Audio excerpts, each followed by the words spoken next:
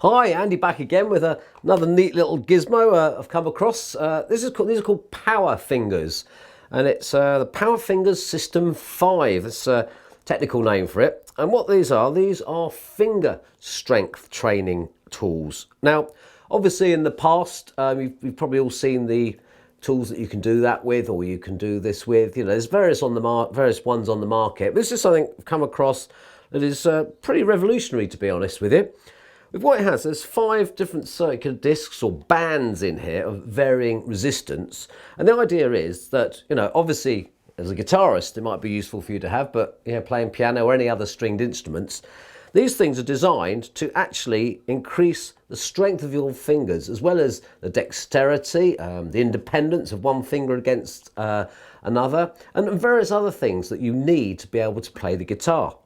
So we've tried it out for a while, and I really like them. I'm going to take the least resistance band here and just show you a couple of basic exercises that you can undertake. As you can see, there's little holes to put your thumb and your fingers in, and I'm normally all fingers and thumbs anyway, so I put these in, and as you might well guess, probably the most basic exercise is something like that. And even that on the, I know I've got small weak little hands, but even doing that, it really does. You can really feel the pressure. You do that for a while and you'll find it'll start hurting. And it's good. So the thing is, this is the weakest band, the thinnest, if you like, which is the easiest to use. And as the resistance increases, you can go right the way up to I think it's a dark grey one, which is very, very, very hard to use. If you find that's hard to use, you can put 2 of them on, and then 3 of them, or as many as you like, to actually keep increasing the strength of your fingers. So it's really, really good, especially if you're starting out. So I said earlier about the independent side of things. So, you know, you're obviously trying to stretch like that, but if you clench your fists and let's put that back in there, you know, you want to use that little finger, you know, pull out your little finger, that finger, that finger, that finger. You can do that, and you can close one, bring it back, close one, bring it back. And another exercise which is quite useful is you've got this little bit in the middle here. Use that to press down, like using your thumb and maybe some of the other fingers, like fretting in a way. And I'll tell you what, it really does hurt. It's really, really cool. So that's just sort of like, I mean, you can invent as many exercises you like of your own just to use these.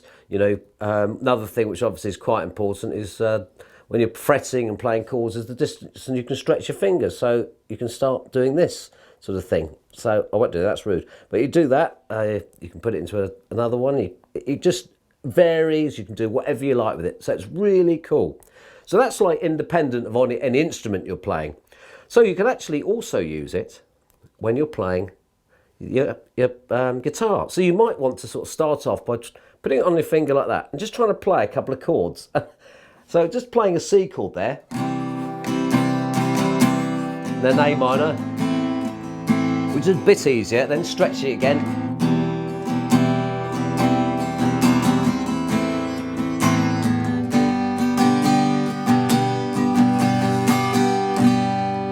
And you can actually feel the tension on your fingers as you are playing each chord. It makes you think about where you're putting your fingers on the fretboard, which is really cool actually, because normally you just do it without thinking. And because you're having to think about it, because you know you've got to stretch, it actually makes it an exercise which also increases your accuracy because you're really thinking about it. Now, I don't think they say that anywhere on their product, but I actually think that is quite good for that, because you have to make sure you get it right, because if you don't, it sounds awful. So you're doing something that's second nature, but because you're stretching your hand out, it's you have to think about what you're doing. So I really like that side of it, really good.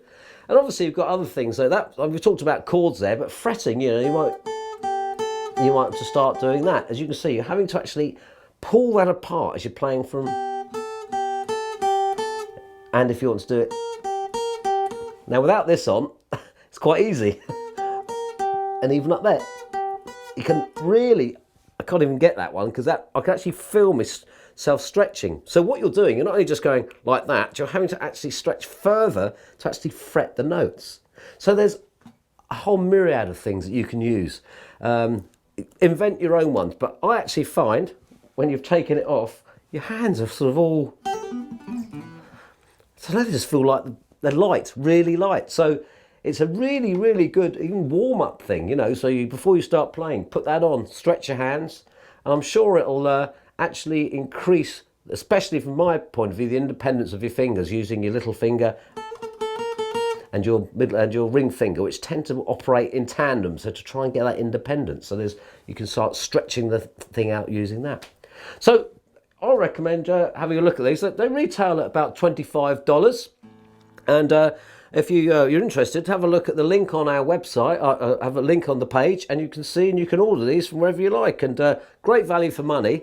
They're very hard wearing. You can stretch them. I don't know, you just do whatever you like with them, and they can return to the normal position.